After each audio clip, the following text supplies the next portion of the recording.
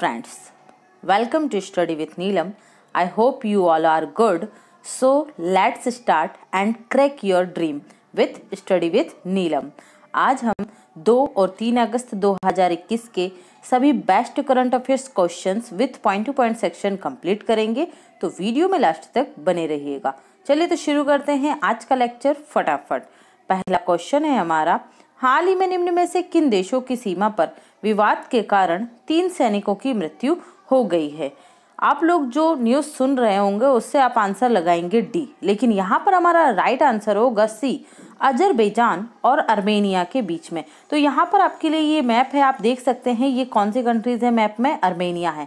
आपको इसके जो नेबरिंग कंट्रीज है वो याद रखना है। क्यों? क्योंकि आप किसी भी एग्जाम में दीजिए, मोस्टली मैं स्टेट लेवल के एग्जाम की बात कर रही हूँ या फिर यूपीएससी की, तो इनमें पूछा जाता है कंट्रीज की नेबरिंग कंट्रीज। यहाँ हम देखेंगे तो तुर्की आर्मेनिया का पड़ोसी देश है, जॉर्जिया है, अजरबैजान है, ओके, और यहाँ पर है आपका ईरान और आपका ईरान, ठीक है। यहाँ पर जो ये क्षेत्र है नारगोम खामबेक, ठीक है, इस क्षेत्र को लेकर अजरबैजान और आर्मेनिया के बीच में क्या चल रहा है, ये थोड़ा सा सीमा विवाद चल रहा है। इसलिए यहाँ पर क्या हो गई है, 3 सैनिकों की शहीद हो गए या उनकी मृत्यु हो गई है। कहाँ पर? अजरबैजान और आर्मेनिया के बीच सीमा विवाद को लेकर। देख लेते हैं कुछ इंपॉर्टेंट पॉइंट।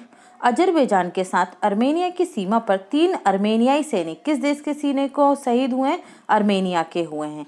इस पर आर्मेनिया के प्रधानमंत्री ने कहा है कि वह आर्मेनिया अजरबैजान सीमा के पूरे हिस्से में रूसी सीमा रक्षकों को तैनात करने पर विचार कर रहा है। यहाँ आपको बता देती हूँ कि आर्मेनिया जो है ये इसको कौन सा देश सपोर्ट कर रहा है? रशिया सपोर्ट करता है आर्मेनिया को, और यहाँ पर ये रूसी जो सीमा रक्षक है ये रशिया के सैनिकों की बात की जा रही है।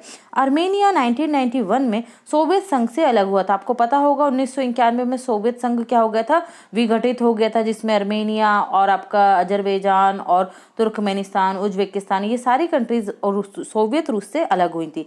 यह देश 1988 से नारगोम काराबाख के साथ संघर्ष में शामिल है, ओके। जो किन के मध्य विवाद है? नारगोम काराबाख, आपको याद रखना है ये क्षेत्र आर्मेनिया और अजरबैजान के मध्य संघर्ष का कारण है। जिस तरीके से पाकिस्तान और इंडिया के बीच में कौन सा क्षेत्र है? पीओके, ठीक है, जिसे पाक ने क्या करके रखा है, पाकिस्तान ने अवैध रूप से कब्जा किया हुआ है। क्लियर है? नेक्स्ट देखते हैं, निम्नलिखित में से कौन सा युग्म गलत है। आपको यहाँ बताना है कि जो समुद्री युद्ध अभ्यास होते हैं और किस देश के साथ होते हैं, इसमें से कौन सा गलत है। तो इन इंडो कॉर्पोरेट ये किसके साथ होता है? इंडोनेशिया और भारत, तो ये राइट है। जीमैक्स भारत और जापान, ये भी राइट है।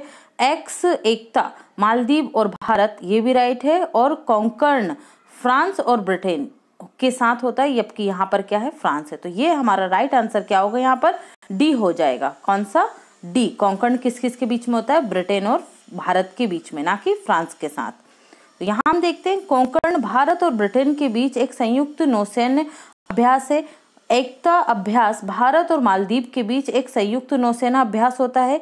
इन इंडो कॉर्पोरेट भारत और इंडोनेशिया का एक संयुक्त सैन्य अभ्यास है, जिसे 36वां संस्करण 2 दिवसीय अभ्यास जुलाई 2021 में संपन्न हुआ है। 30 और 31 जुलाई को ये संपन्न हुआ है। तो आपको याद रखना है इन इंडो कॉर्पोरेट जो नौसैन्य अभ्यास है किन किन देशों के मध्य होता है? भारत और इंडोनेशिया के मध्य होता है। हाल ही में इसका कौन सा संस्करण संपन्न हुआ है? 36वां संस्करण हुआ है। किस डेट में हुआ है? तो 30-31 जुलाई 2021 में हुआ है। और जीमैक्स अभ्यास किस किस के मध्य होता है? तो ये होता है भारत और जापान के मध्य। क्लियर है? याद रखेंगे। नेक्स्ट क्वेश्चन देखते हैं, राष्ट्रीय खाद्य सुरक्षा अधिनियम 2013 के तहत लक्षित सार्वजनिक वितरण प्रणाली, जिसे हम बोलते हैं टीपीडीएस, में कुल कितनी आबादी का प्रतिशत शामिल किया गया है? तो यहाँ हमारा राइट आंसर होगा सी, 67% जो आबादी है उसे हम लक्षित सार्वजनिक वितरण प्रणाली के तहत क्या करते हैं, जो अनाज होता है, जो राशन होता है वो प्रदान किया जाता है। इसमें शहरी क्षेत्र की 75% और ग्रामीण क्षेत्रों की 50% आबादी को शामिल किया गया है। देख लेते हैं कुछ इंपॉर्टेंट पॉइंट्स। राष्ट्रीय खाद्य सुरक्षा अधिनियम 10 सितंबर 2013 को अधिसूचित किया गया। इसका उद्देश्य क्या है भाई? खाद्य सुरक्षा प्रदान करना है। देख लेते हैं, इसका उद्देश्य सम्मान के साथ जीवन जीने के लिए लोगों को सस्ती कीमतों पर पर्याप्त मात्रा में गुणवत्तापूर्ण भोजन उपलब्ध कराना है। लक्ष्य सार्वजनिक वितरण प्रणाली के तहत सब्सिडी वाले खाद्यान्न प्राप्त करने के लिए अधिनियम में 75% ग्रामीण आबादी और 50% शहरी आबादी शामिल की गई है। और अगर हम कुल आबादी की बात करें, खाद्य सुरक्षा अधिनियम के तहत कुल आबादी कितनी है, तो 67% हिस्सा शामिल किया गया है। तो यहाँ पर WTO में इसी बात को बताया गया था कि जब भारत बोलता है कि इसकी मात्र 32% आबादी गरीबी रेखा के नीचे जीवन यापन करती है, तो ये 67% को खाना मुहैया क्यों कराता है। ओके, ध्यान रखिएगा। इसके तहत 5 किलोग्राम प्रति व्यक्ति प्रति माह खाद्यान्न अर्थात चावल, गेहूं, मोटा अनाज क्रमशः 2 रुपये, 3 रुपये और 1 रुपये प्रति किलोग्राम के हिसाब से उपलब्ध कराया जाता है। वर्तमान में अंत्योदय अन्न योजना में शामिल परिवार को प्रति परिवार प्रति माह 35 किलोग्राम खाद्यान्न प्राप्त होता है। ओके, तो ये आप याद रखेंगे। कितने प्रतिशत आबादी है कुल? 67%। नेक्स्ट देखते हैं, हाल ही में समाचारों में चर्चा में रहा कुवेंपु पुरस्कार निम्नलिखित में से किस क्षेत्र में दिया जाता है? मोस्ट इंपॉर्टेंट है क्योंकि ये क्वेश्चन कॉन्स्टिट्यूशन से भी रिलेटेड है। तो ये राइट आंसर होगा हमारा संविधान द्वारा मान्यता प्राप्त किसी भाषा में लेखन में योगदान के लिए। तो जो भाषा है वो संविधान की किस अनुसूची में दिए गए, सबसे पहले आपको ये पता होना चाहिए। तो ये 8वीं अनुसूची में है। तो मान्यता प्राप्त भाषाओं की संख्या वर्तमान में कितनी है? 22 है। और जब हमारा संविधान बना था तब मान्यता प्राप्त भाषाएं कितनी थी? तो 14 थी। तो वर्तमान में कितनी है? 22 है। इन 22 भाषाओं में जो मान्यता प्राप्त 22 भाषाएं कोई भी लेखक लेखन करता है तो उसे क्या दिया जाता है? कौन से पुरस्कार से सम्मानित किया जाता है? कुवेंपु पुरस्कार से सम्मानित किया जाता है। क्लियर है? हाल ही में ओडिशा के डॉक्टर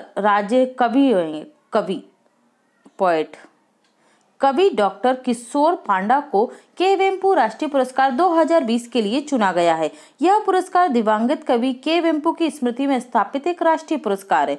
यह पुरस्कार प्रतिवर्ष लेखक को दिया जाता है जिसने भारत के संविधान द्वारा मान्यता प्राप्त किसी भाषा में लेखन के रूप में योगदान दिया हो। इस पुरस्कार में एक रजत पदक, एक प्रशस्ति पत्र और 5 लाख रुपए नगद पुरस्कार दिया जाता है। कुमपाली के वेंकट कुट्टुका अर्थात कुवेंपु एक भारतीय कवि, नाटककार और उपन्यासकार और आलोचक थे। उन्हें 20वीं सदी के सबसे महान कन्नड़ कवियों के रूप में जाना जाता है। वह पहले कन्नड़ लेखक थे जिन्हें श्री रामायण दर्शन नामक रामायण के अपने संस्करण के लिए ज्ञानपीठ पुरस्कार से सम्मानित किया गया था। तो ये पॉइंट आपके लिए इंपॉर्टेंट हो जाता है कि श्री रामायण दर्शन किसके द्वारा लिखी गई है कन्नड़ भाषा में? तो ये लिखी गई है किसके द्वारा? राजेंद्र किशोर पांडा के द्वारा। क्लियर है? याद रखेंगे। नेक्स्ट देखते हैं, हाल ही में जारी अंतरराष्ट्रीय दूरसंचार संघ द्वारा वैश्विक साइबर सुरक्षा सूचकांक 2020 में भारत को निम्न में से कौन सा स्थान प्राप्त हुआ है? तो यहाँ हमारा राइट आंसर होगा बी। क्या होगा? बी। 10वां स्थान भारत को मिला है इस सूची में। देखते हैं, हाल ही में भारत ने अंतरराष्ट्रीय दूरसंचार संघ द्वारा वैश्विक साइबर सुरक्षा सूचकांक 2020 में 37 स्थानों की वृद्धि के साथ 10वां स्थान हासिल किया है। प्रथम स्थान पर अमेरिका, जबकि द्वितीय स्थान पर यूनाइटेड किंगडम और सऊदी अरब दूसरे स्थान पर संयुक्त रूप से रहे। दोनों को कौन सा स्थान मिला है? सेकंड पोजीशन मिली है।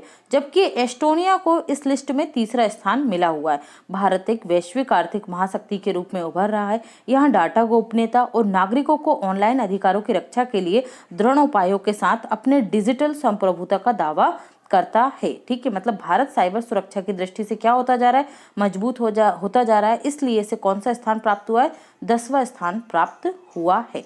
और टॉप 3 की अगर हम बात करेंगे तो अमेरिका है, संयुक्त रूप से यूके और सऊदी अरब आता है और तीसरा स्थान मिला है एस्टोनिया को। क्लियर है?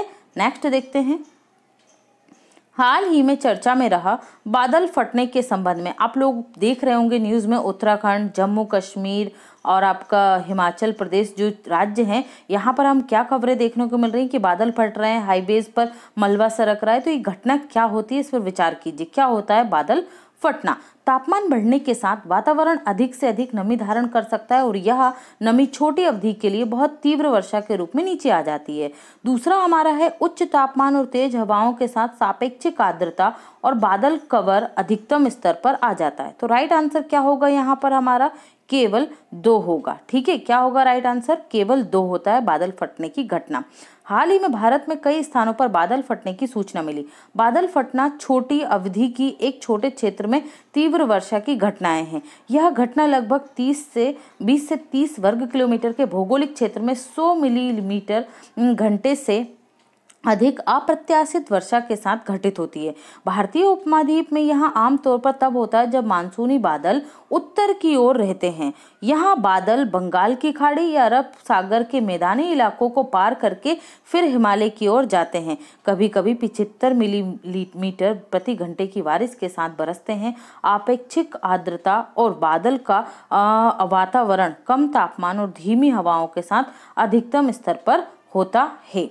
ओके, जिसके कारण बादलों की एक बड़ी मात्रा बहुत तेज दर से संघनित हो सकती है और इसके परिणाम स्वरूप बादल फट सकते हैं। ठीक है, जैसे जैसे तापमान बढ़ता है वातावरण अधिक से अधिक नमी धारण कर सकता है और यही नमी छोटी अवधि के लिए मतलब बहुत कम समय में बहुत अधिक तीव्र वर्षा के साथ नीचे आ जाती है और इसी घटना को हम क्या कहते हैं? बादल फटना कहते हैं। यह लगभग 30 से 60 मिनट के लिए, जिसके परिणाम स्वरूप मतलब ये वर्षा कितने समय तक के लिए होती है? आधे घंटे से लेकर 1 घंटे तक होती है। इसके परिणाम स्वरूप पहाड़ी क्षेत्रों में और शहरों में अचानक बाढ़ की स्थिति बन जाती है। आई होप अब आप समझ गए होंगे कि बादल फटना किस घटना को कहा जाता है।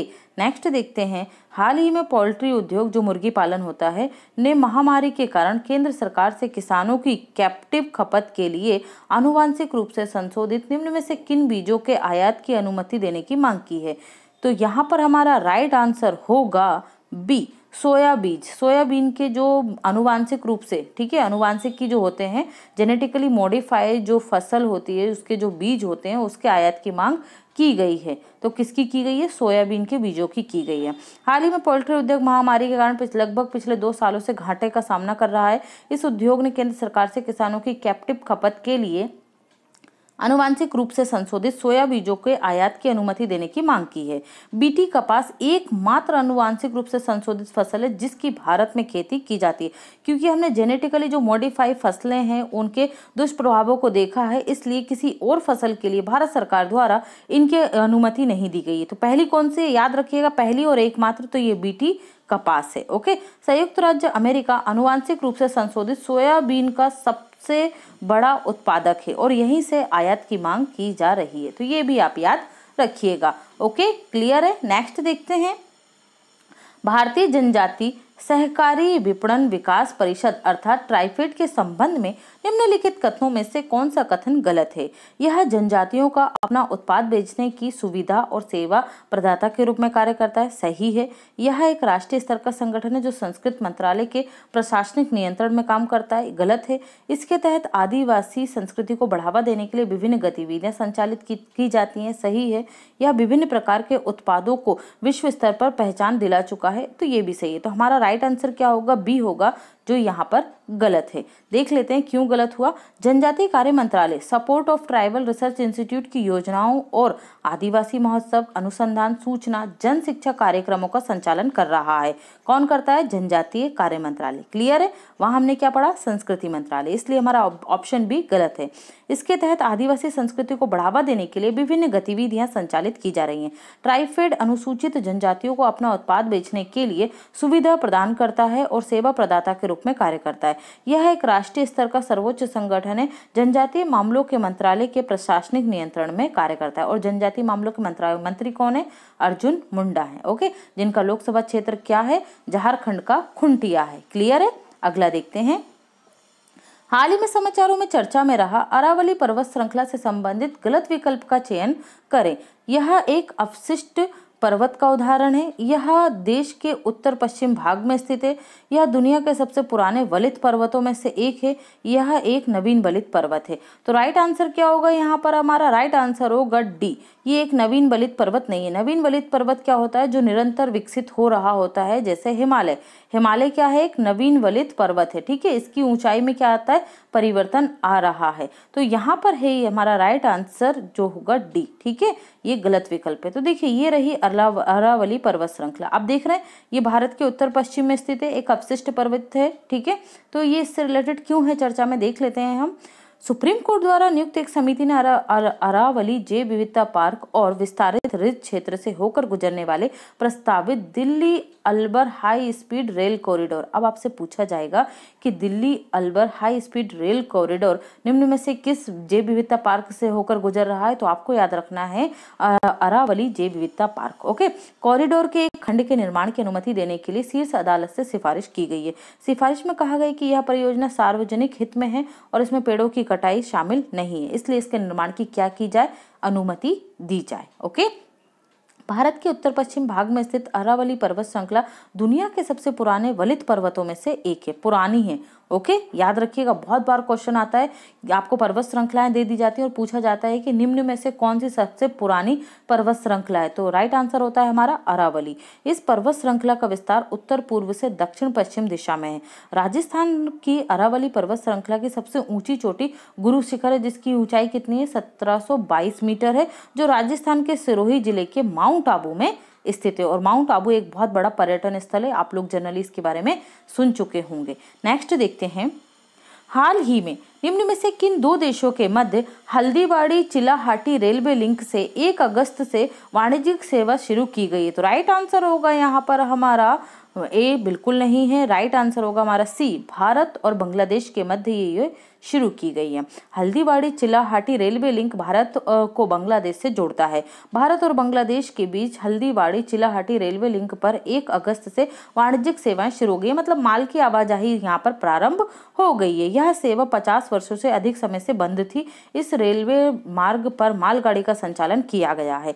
हल्दीबाड़ी चिलाहाटी ई रेल लिंक का संचालन 1965 तक चला था। 1965 के भारत पाक युद्ध के कारण भारत और तत्कालीन पूर्वी पाकिस्तान के बीच सभी रेलवे लिंक को बंद कर दिया गया था और अब ये पुनः प्रारंभ हुआ है 1 अगस्त 2021 को। आप लोगों को एक चीज ध्यान में रखना है, अगर आप लोग अभी एग्जाम दे रहे हैं तो एग्जाम में अब करंट अफेयर्स से जो क्वेश्चन पूछे जाते हैं उन्हें टफ करने के लिए वहां पर डेट्स को इंपॉर्टेंट रूप से शामिल कर लिया जाता है। तो आपको याद रखना है कब हुई ये वाणिज्यिक सेवा, तो ये 1 अगस्त 2021 से प्रारंभ हुई है। क्लियर है। अगला देखते हैं, हलम जनजाति निम्न में से किस राज्य में नहीं पाई जाती है, तो यहाँ हमारा राइट आंसर होगा क्या, मणिपुर में नहीं पाई जाती है। क्लियर है, बी। देख लेते हैं